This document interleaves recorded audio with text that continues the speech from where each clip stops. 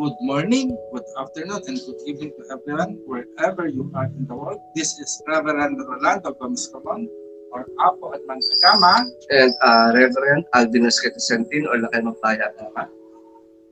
Streaming live via stream.io that is distributed over Roku, Pagan World TV, Magic TV, and through Corellius Live, which can be watched over our Facebook pages and YouTube channel. Today, join me and Apo Adman for a 4 hours of streaming as we present together our program, which is Pinoy Witch Talk. And to start with our program, may I invite everyone to join us as we observe the full moon in honoring the Diwata of the Tboli Indigenous tribe that can be found in the South Cotabato, which is a province in Mindanao, southern Philippines. To start with our ritual, let us cleanse first ourselves by invoking the power of the element of water. So in order to do that, may I ask everyone who is watching right now, to grab a glass of drinking water and hold it with your both hands and place it in your chest. So now, if you have your glass of water in front of you, take a slow, deep breath as you hold the glass of water in front of your chest. Take a little sip of the water and notice how it tastes.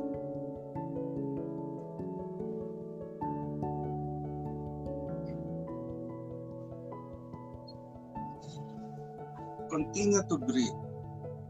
This time, as you inhale, imagine the air is the breath coming from the divine energy entering your life. As it gets into you, it touches all the uncleanliness within you, whether it is in the form of illness, trauma, anxiety, depression, or physical illness, whether it be AIDS, cancer, cardiovascular diseases, diabetes, kidney problems, liver problem, and so on. Now, ask the water which is in the glass that you hold.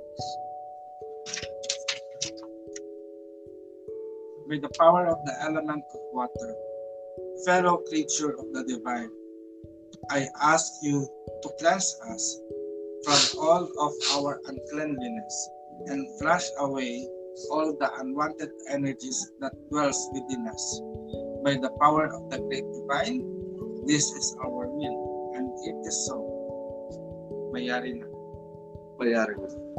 Now let us drink the water in our glass. By the great power that creates us, we thank you, water, for your wonderful work. We recognize all the taste that you have told me, acknowledge it to be part of my life. Now we thank you for your wonderful works and dismiss all the negative energies that envelope my life. We are clean, we are pure, we are new. This is our will with aiming heart to none. As we create and manifest this, and it shall be done. Mayari na. Now let us pray the Agamic invocation which Apo Adman wrote in 2004 as an inspiration in establishing the shrine of Luntiang Agama. Let us give glory and honor to the great power that creates us in the whole universe. O great divine spirit, the creator, the protector, and the almighty. Plant in us your children, the seed of love that will bring peace to all mankind. That peace, when it grows, will transcend all understanding that will guard our hearts and mind in you. Let that understanding grow and branch forth in us with knowledge. The knowledge of truth, reverence, and true humility of all beings, seen and unseen. May you allow that knowledge to bud for us with a flower of wisdom. A wisdom that will guide us in our daily life in this plane of existence. A wisdom that harms none, that brings forth in us perfect equilibrium and harmony to all beings. So that in the end, we may enjoy our life fulfilled and will taste the fruit of the labor of your love in us, which is enlightenment. May the blessings of the great divine spirit always shine on us. In love and in light. Mayari na. Kaya, In every ritual within the shrine, we strengthen our dedication in serving the Diwata, Anito, and Kanto. So together, let us declare our dedication of service to the glory and honor of the great divinity that is within us all. ako ay isang luntiang agama, Anak anak ng ng bilog bilog na na pinagpala. pinagpala. Child of the Blessed Secret, Ako ay sisidlan ng lihim na karunungan, diwaga at kababalaghan. I am a vessel of the secret knowledge, mysteries, and wonders. Na siya kong lagi pag-iingatan. Kapangyarihan ko. Kapangyarihan ko ay karunungan at kaalaman. My powers are knowledge and wisdom. Na siya kong lagi pag-iingatan. That I will carefully keep, At sa kapakinabangan ng marami, ito ay aking ilalaan. and will serve it only to the greater benefit of all. Sa oras ng pangangailangan, siya ay aking sandigan. Through it, I can lean on in times of need. At maging sa panahon ng kalungkutan, ay siya rin ang mga ngaliw na nagbibigay ng lubos na kaligayahan. Even in times of great sorrow, knowledge and wisdom will comfort me and give me great joy. Kapangyarihan ay lumalakas. Power will strengthen Sa pagyabong ng kaalaman when wisdom grows, at kamangmangan ang napapala ng mga taong pabaya. and ignorance is the result of for the negligent. Sa pagpapanata ng saluntiang agama, In the devotion of Luntiang Agama, ilalaan ang lubos na pagpapahalaga. we must spend more value into it, Sapagkat katuparan ng kahilingan at pagpapala ng kapangyarihan ay ating tunay na matatamasa. because the manifestation of our desire and wishes, so as the blessings of power will we truly receive. Ang bilog na pinagpala ay tahanan ng mga luntiang agama. The blessed circle is the home of Luntiang Agama. Kung kaya ang buhay ko ay pinagpapala, This is why my life is blessed, sapagkat because ako ay I isang am a luntiang Luntiang agama. Agama. Let us now call on the elements of fire by radiating its light unto us to remind of our dedication to the great powers. Eternal flame, light from above, enter here to your holy shrine as we call upon you. Eternal flame, may your brilliant light shine in our life from now and forevermore. Eternal flame, light from our ancestors, may your guidance and grace be with us now and always. Mayari na. Now, the eternal flame is on as the bright moon is shining above us as we honor the celestial lights, which is the moon and the sun, which according to the Tboli Indigenous people of Southern Mindanao, Southern Cotabato in Mindanao, they are our divine parents. But before we dig deeper, knowing that Diwatang Bulan ng Busaw and Kadawlasang Bad, let us know first who are the Tboli Indigenous people. Okay? Can you tell who are the Tboli people? Sure, Abu. The Tboli, also known as Tboli, and Tagabili, are an indigenous people living in the southern part of Mindanao, particularly in the municipalities of Tboli, Sorala, Lake Cebu, and Polomolo in the province of South Cotabato, and in Maasin, Tiamba, and Maitung in Sarangani. They can also be found in the neighboring provinces of Sultan Kudarat, North Cotabato, and Davao del Sur. There are 4 major lakes which are important to the Tboli. Cebu, the largest and the most culturally significant. Siloton, also called Seloton and Seloton. The deepest, Lahit, the smallest, and the Holon. crater lake of Mount Melibengoy in the municipality of Tboli. But Apo, what does the name Tboli means? Great question, Lakay. According to our research, the word Tboli is derived from two words, which are the word tao and Bilil. So tao means human and Bilil means hill. So that's why when we combine the word Tao and Bilil or Tiboli, it means they are the people of the hill or slow. However, not all Tiboli live upland. Those inhabiting the shores of the Celebes Sea, the municipalities of Manito, Kiamba, and Maasin are called the Tiboli Mohim, while those in municipalities of Lake Cebu and Tiboli are the Tiboli Cebu, whereas those who are on the western mountains near the Banobo are the Tao Bilay. Nice to know that, Apo. But what do we but why do the Tiboli people lives uphill or in the slope? So nice question, Lakay. No? So according to history, it is believed that the Tiboli were already, to some degree, are agricultural and used them to range the coast up to the mountain.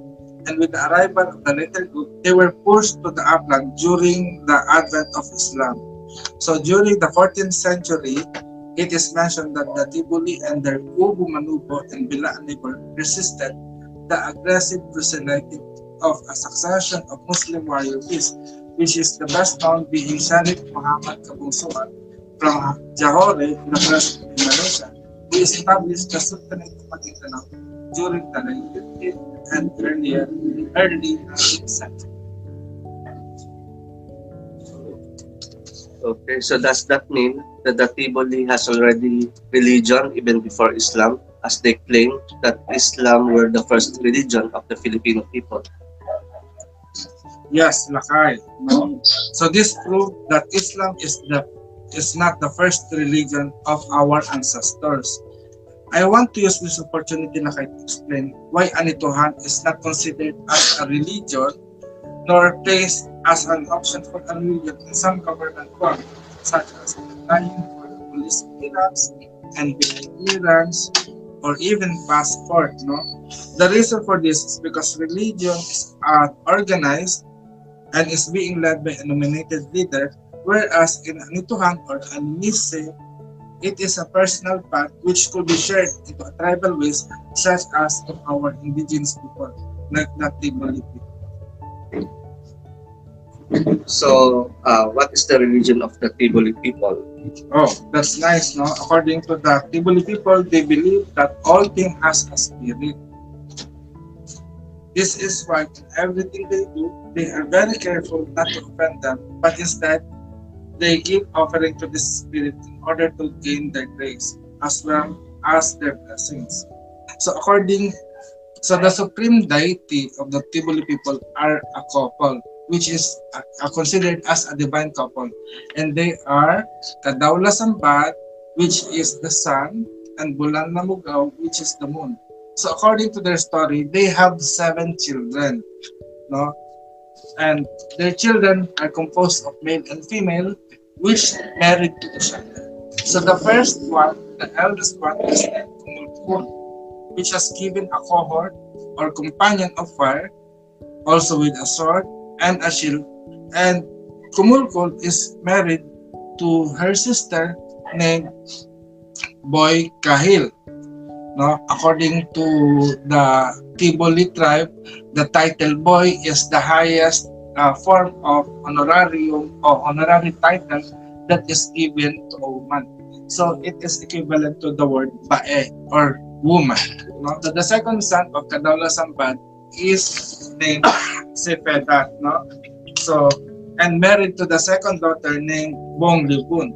Their marriage produced no offspring that made Sedefa to lose hope that he asked his wife to kill him, and his body becomes the land from which sprouted all plants and trees. So I think when Sepeda also have because Sepeda is infertile, no, was not able to produce son, so he lost hope and was asked, and he asked his wife to kill him, not instead. But the third son is named Duwata, which married to his two sisters, which are Sedekwe and Yuwel. He requested Kumulkul to grant him power, but this was rejected. Thus, he left with his wife and together. So he left with his wife together with his six children from Sedekwe and seven children from Yuwe, which are Litik, being the god of thunder, Bilanga, being god of stones and rocks, Temelus, god of wildness, Totolok, god of death, Ginton, god of liturgy, Lamungut Mangay, god of life and of all glowing things, and Funbolol, god of the mountains. Tuata asked Bonglibot for the body of Sadapa for a place to stay, and Bonglibot agreed on the condition that she could marry one of his sons. And Diwata spared the land, planted the trees and other vegetation, the result of which was that the first people were created after the Diwata wasted life into the clay figures made by Yue and Sadekwe. When Diwata did not fulfill his side of the bargain with Bonglibun because his sons did not want her as wife, Bonglibun married her youngest brother, Dato Binoli. With him, he had six sons, who became the scourges of the earth. And they are named as Fun Kenkel, god of fever, Fun Daspulo, god of head diseases, Fun Lakef, god of colds, Fun Komurga, god of eye affliction, Fun Blackness, god of skin disease, and Fun Lalang, god of baldness. To alleviate the damage done by these scourges, the divine couple, Luz Kalagan and Nafun, who is formerly known as Bulan Lamugao and Katawlasan Bad, they assume the role of healers. And the last one, as we have mentioned, no, the youngest son of the divine couple is known as Dato Winolim, which is the youngest son of Katawlasan Bad and Bulan Lamugao, who married his brothers and this is Pokemon that produced them six sons who became these scourges. That is nice to know, Apo. But I wonder, how do the Tboli worship their gods? Simple, no? So they make offering, and their offerings not only to the gods, but also to everything. As it has been mentioned that the people who believes in everything that exists, there are spirits. So there are spirits, and this spirit might be good or evil, such as the Tboli believes in the Muhen, which is a bird that is considered to be a god of faith, and whenever they hear the sound of Muhen, it foretells their fortune, and whenever there is a bad omen, one must give cook rice, rain, or a little gift with a plea not to come and foretelling bad omens. So the Tboli people believe in Busaw, or evil spirit. So the evil spirit in the time of the Tboli, it was called Busaw, no? So when they have this known, the evil spirit around, they make propitiatory offering known as desu of white chicken or pig to placate or gain favor of this evil spirit. And usually this offering is appreciated by the morally upright others. So in your own words, Lakay, why do you think that people also make offering to Busaw or evil spirit? Do you think that the people are not worshipers as what they think of us? Is it really necessary for us to make offering to him? Honestly, offering in the demon is that it doesn't mean that you are a devil worshiper, because one of the belief here in the Philippines or in our tradition as a Filipino, we don't believe in a demon entity or demon spirit. So we acknowledge the both polarities, the positive and then the good side or good aspect of each spirit.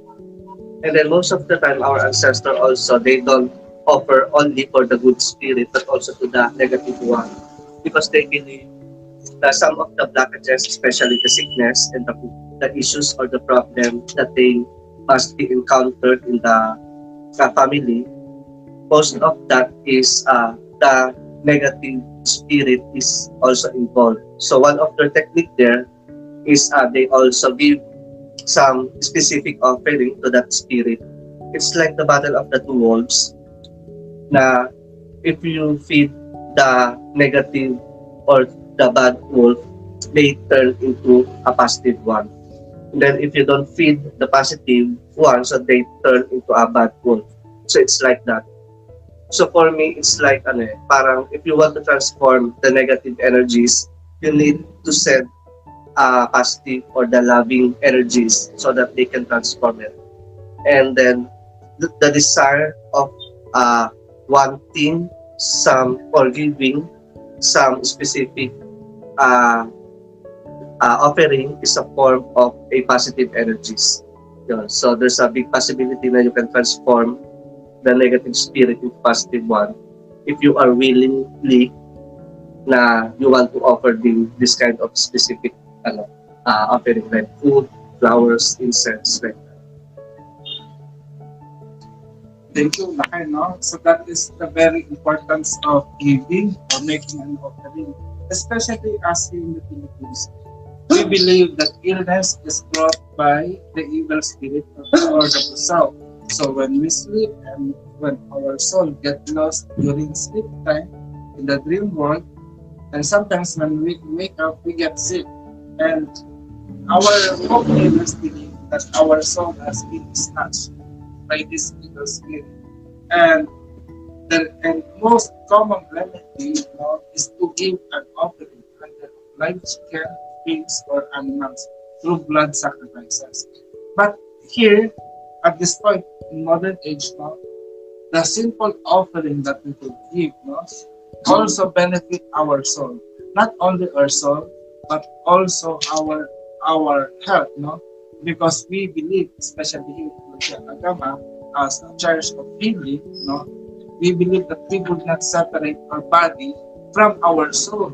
So in order to feed the soul, in order for healthy to be in order for our body to be healthy, we also need to have a healthy soul. And praying and doing ritual and meditation and some other form of spiritual practices can help our spiritual health. By giving a healthy spirituality, it can also give us a healthy body. And we are now giving opportunity, a chance to practice your spirituality through giving. No? So you can make an offering and you can transform yourself or even other people, just like the two worlds that just doing battle. I believe we believe, if you feed the bad world, that bad world will be transformed into good world. But if you neglect or you just ignore the the bad world, and not feeding them, it will really turn bad. So the same thing if you neglect or deprive the good world on feeding, naturally it will starve and probably might change their behavior to bad. So in order to be fair, you have to take care of both of them, whether they are good or bad. But your kindness can have transform them. So at this time, we are giving opportunity, and we are very blessed because the Corellian tradition have given us this opportunity to donate our time and our skills and our talent to be here with you right now. And we ask you, if you have any petitions, if you have any requests, just simply create a click the donate button and give even small amount. And the small amount that you are going to give, will help a lot of people, especially for us that are going to the Parliament for Religion this year, this August. So you can kindly make a donation by going to Corellians.live/donation and give any amount. So aside from giving a monetary support, you could also avail the services of our tarot readers, of our psychics internationally. Me and Nakai is going to become a reader. One of us, both of us, me and Nakai is going represent or to provide our service to you, the Philippine traditional divinatory method. For me, I'm going to do tawas in Luknit, while Lakay is going to do also tawas, no, and also present to him, to everyone, his his developed divinatory method, which is Kasibulan Tala, that is using our Philippine Indigenous script. And later on, you are going to see what is our method of definition of our divination as we invoke the blessings of the Duwaka. No? So let me just read. So giving a ritual offering has a transformative role in our life. It can change people's lives from being bad into something great. This is why we are now giving opportunity to all our viewers to give an offering by donating pahawa.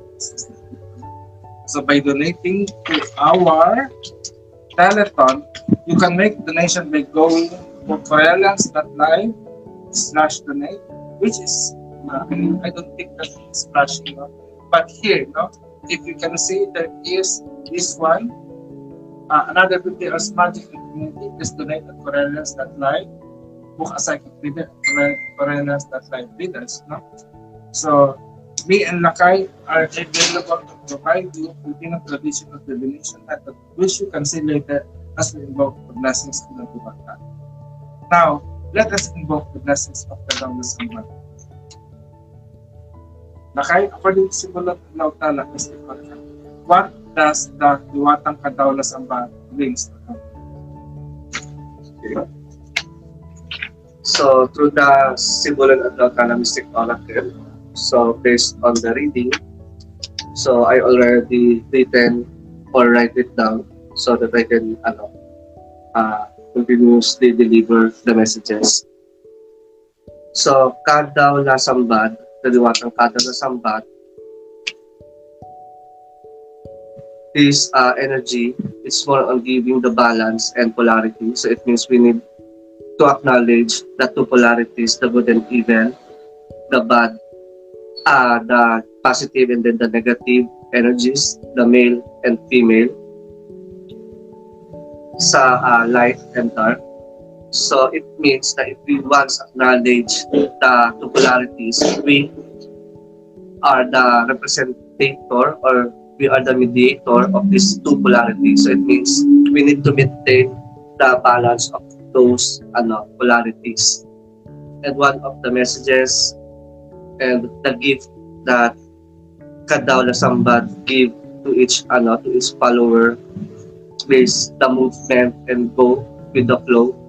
So they are the one who give the opportunities, the blessings, and then he is the one who give you the realization on what kind or what things that you need to prioritize in your present situations and in your present life.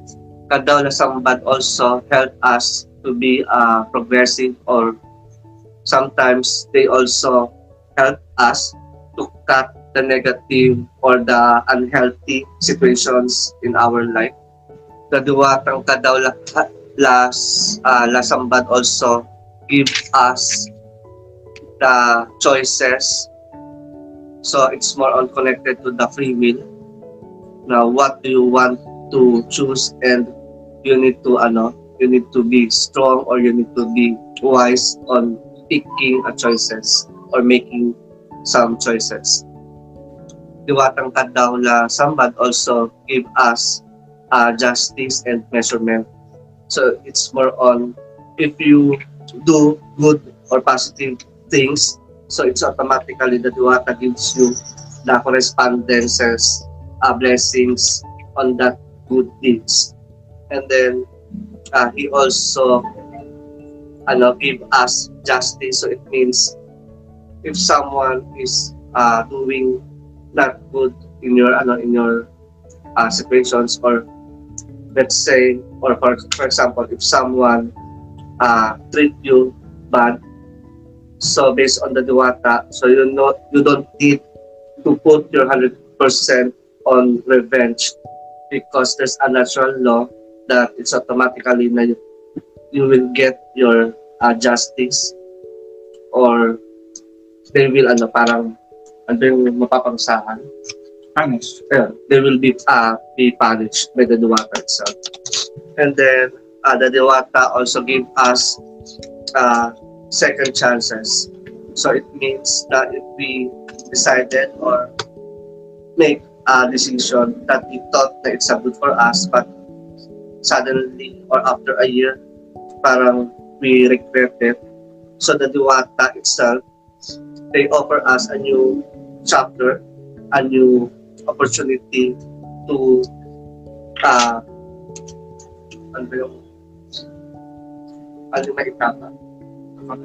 To correct the past mistakes. So that's one of the blessings and gifts of the Diwata. And then the Diwata also is give us to be aware or to be conscious on making a positive connections not only to the specific person but also in our environment, because a good connection also gives us a good and positive uh, opportunity and blessings. Yun. And then the Diwata Kadalasan but also give us uh, new opportunities. So it's like so it's like more on unlimited ideas and beginning. So for me, I have done paper towers. If you could see, the image of paper towers, it is like a feasting hand. Although when it is forming, is so that the Diwatang Kadawna Samba is giving us light, giving us a straight line where to walk. So he is a path maker. Kadawna Samba is a path maker. Like what we have heard from the story of their divine family, they just oversee his kids, but he gave us an opportunity to walk our life. So, Kadaon Lasapat will be considered as a God, a liberated God, no? A liberator. But at the same time here, we could see as a closed fist, no? A closed fist. It emphasized that this the image of Kadaon Lasapat, no? Emphasized the heart in terms of working. Kadaon Lasapat encouraged us to use our hand in good things, because our hand could do two things. It's either for destruction, in fighting, or in creation. But when it comes to fight, what kind of fight are you fighting? Are we fighting just to destroy, or are we fighting to make life happen on earth? And then at the same time here, it encourage us to save up, no? To save up. Not always like that, no? So we are saving up. We are saving up our time and our effort. So while we are here on earth, in this plane of existence, the Dawla Sambat is asking us to evaluate ourselves of how do we spend our life here. Are we spending our time worrying? Are we spending our time in happiness, or whatever factor that we are thinking of? No? I would like to answer the question that I've seen here in our YouTube, no? At TV, said, do you consider them myths or ancestors? For us and for me, I believe that they are not just a myth, they are our ancestors. And where do you leave the offering? And usually the offering is not left unattended. No? It should be consumed by us, because we are part of the divinity and we are also divine creature. And honestly, we are made of encanto. We are also encanto, an enchanted being. No? So if we honor the divinity, let us honor divinity in our body. And leaving an offering somewhere is just a disrespect.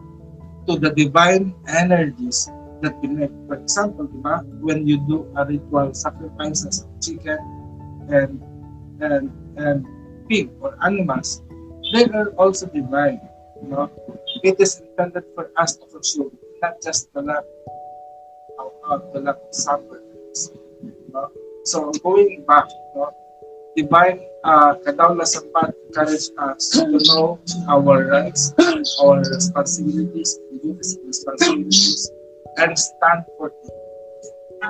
And that's why if we are going to know about the Babaylan of the past, which is the witches in our culture, the Philippines, they are also known as a warrior priestess, warrior priest. And the most popular that I know in my life is Babaylan Tamblo, who resisted the new religion. You know? And unfortunately, he was killed together with other Babaylan. But right now, I am so grateful that the Corellian tradition, we met a Corellian tradition, which its main doctrine is of peace.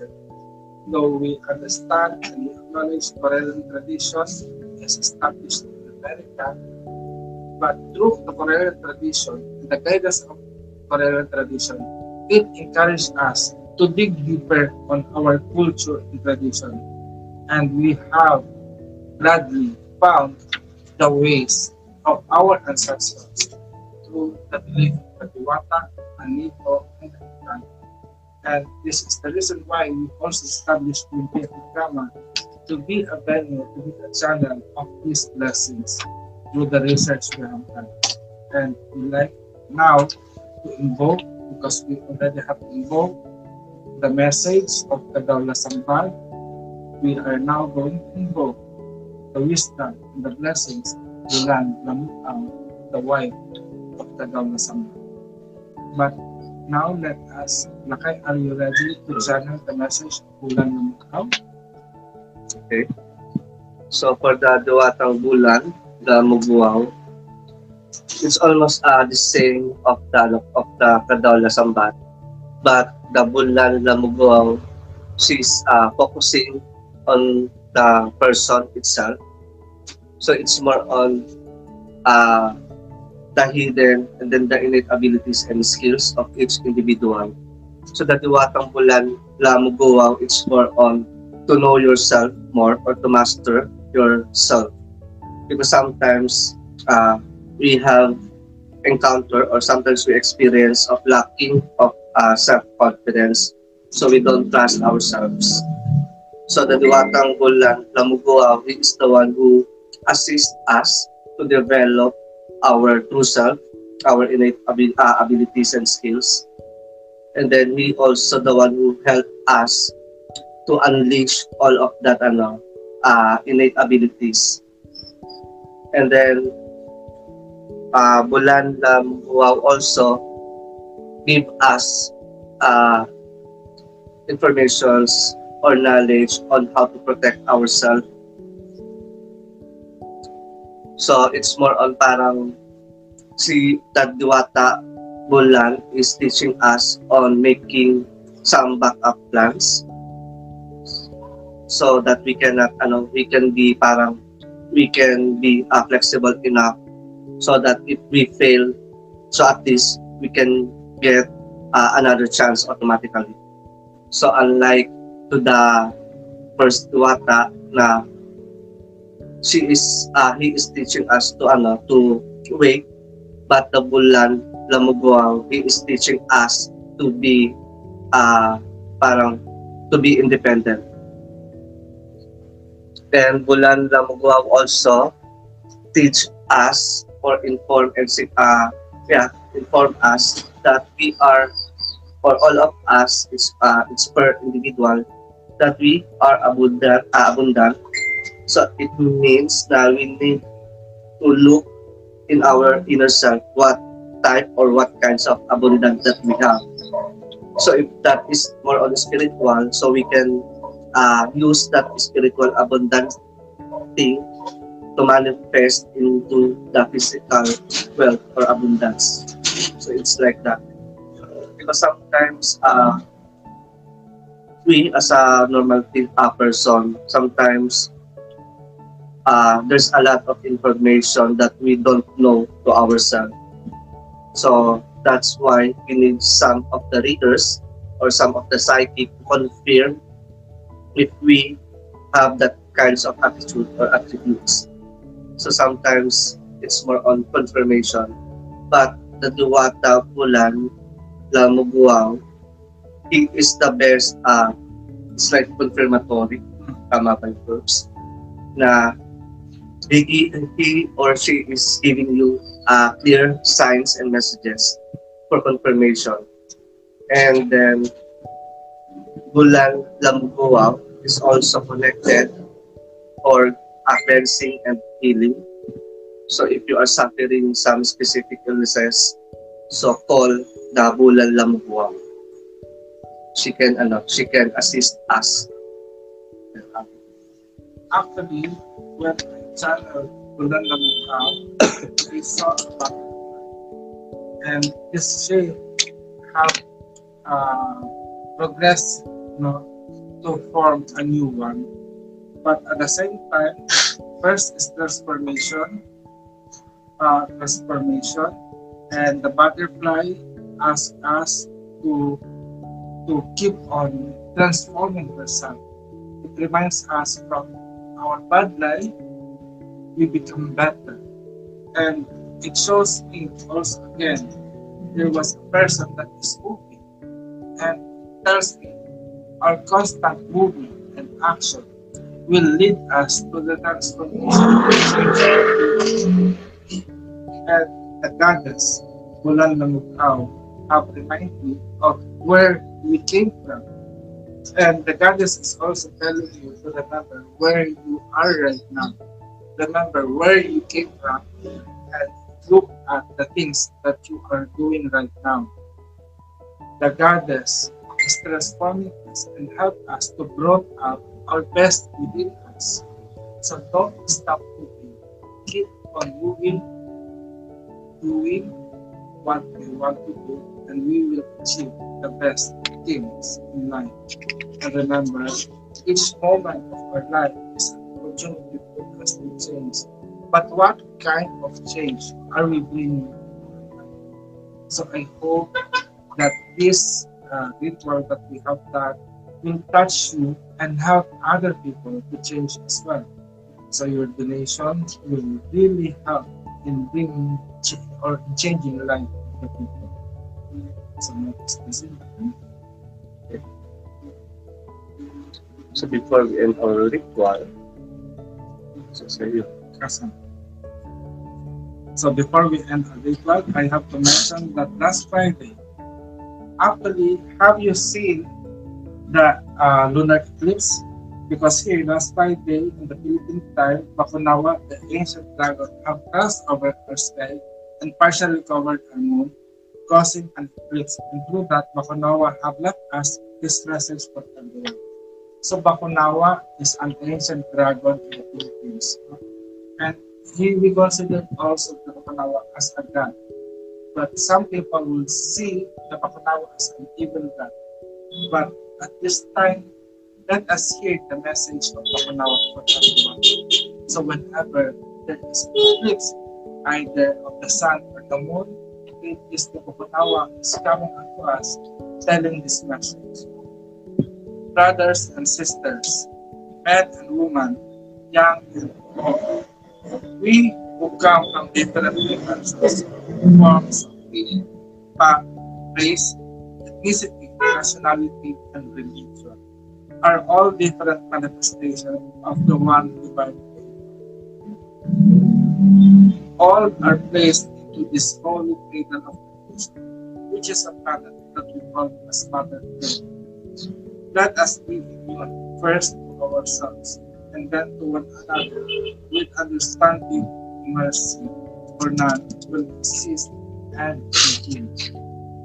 So this is the message of Bakunawa, the ancient Filipino dragon. Every time he crosses the sky and threatens our celestial light to disappear. But in reality, he is just a great passenger of our Diwata. to remind us to be understanding and be merciful towards one another. Lakay, do you have any message to address to everyone? What are the lessons that the Wata of the Tboli Indigenous have shared with you? So for me, the lessons is more on we need to trust ourselves, and ourself is the connections of the Diwata itself or the divinity. So if we treat ourselves nicely, so it means we are treating also the Diwata, and then uh, learning of our truth, our own reality, like our weaknesses and strongest aspect is also knowing the Duwata, the Duwata's positive and negative attributes.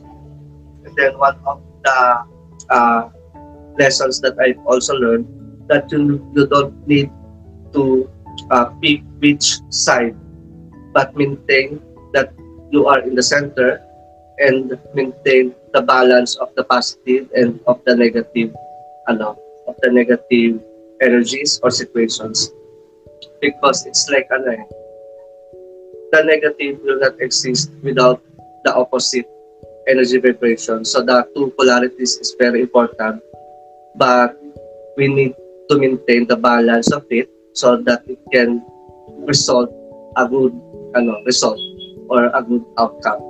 Ayun lang. Thank you. For me naman, the lessons that I heard from from this ritual, the message to Diwata, to the history, So I have seen here the family of Kadaw na Sambat in Bulan. So Kadaw na Sambat being the father of God, the son, which they personally present the God as araw na sinisip, or in English, as rain of the sun. While Bulan na Mugtaw is the mother goddess of the moon, which means one at Pataklang, or the moon that gives light. As a supreme divine couple, they have 7 children that varies to each other. And when you take the situation is present time, their marital behavior will be considered as incest. So, from one of the children of the divine couple, which is Diwata, the first human being was created, together with his wives and sisters named Uwei and Setekwe. That make us human beings very precious because 3 divine beings formed us.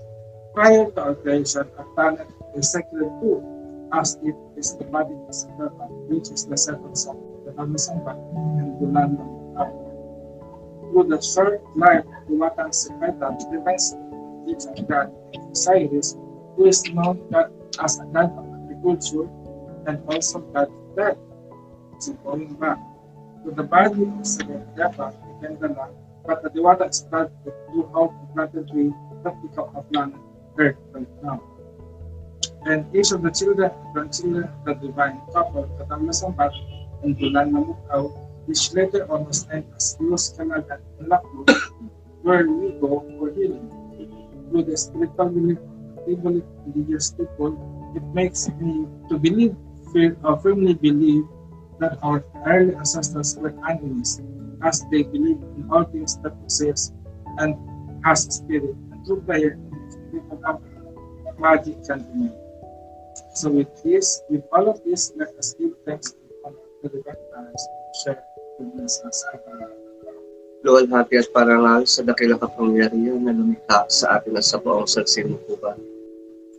Luwalhati at parangal is Mario, Kadaw na Sambahan. Luwalhati at parangal ay sumaiyo, bulan lang buwang. Luwalhati at parangal is Mario, Kumulkul. Luwalhati at parangal ay sumaiyo, po ikati. Luwalhati at parangal is Mario, sa Tepa. Luwalhati at parangal ay sumaiyo, buong libong. Luwalhati at parangal sa iyo, Kumata. Luwalhati at parangal ay sumaiyo, Sede, Wi at Yuwe. Luwalhati at parangal is Mario, Dikit, Wata, at Puno. Luwalhati at parangal ay sumaiyo, Langad Luwata ng mga bato. Luwalhati at parangal is Mario, Tema Luz, Luwata ng mga mapapangis na tayo. Luwalhati at parangal ay sumaiyo, idolo, diwata ng kamatayan. Walhati at parangal is mayo, lintong diwata ng mga Luwalhati at parangal ay sumaiyo, lamungot at mangay, diwata ng lahat ng buhay at lahat ng bagay na lumalago. walhati at parangal is mayo, Bulol, diwata ng kabundukan. Luwalhati at parangal ay sumaiyo, dato binuling, na bunsong anak ni Nakadola Sambat at Bulan Lamugwaw at tumukop sa balong bong dibon. Walhati at parangal is mayo, Kengkel, diwata ng lagnat. Walhati at parangal is mayo, Taspulo, diwata ng masakit. Luwalhati at parangal ay sumaiyo, Kul Elkef, diwata ng sipon. Sipon ako. Luwalhati at parangal ay sumaiyo, Kul Kamuga, diwata ng masakit sa mata. Luwalhati at parangal ay sumaiyo, Kul Blekis, diwata ng masakit sa balat. Luwalhati at parangal ay sumaiyo, Kul Lalang, diwata ng pagkakakalbo at pagkalugas ng buhok. O great celestial lights, katawala sa bulan ng which later on was known as Los Calagan and Lacon.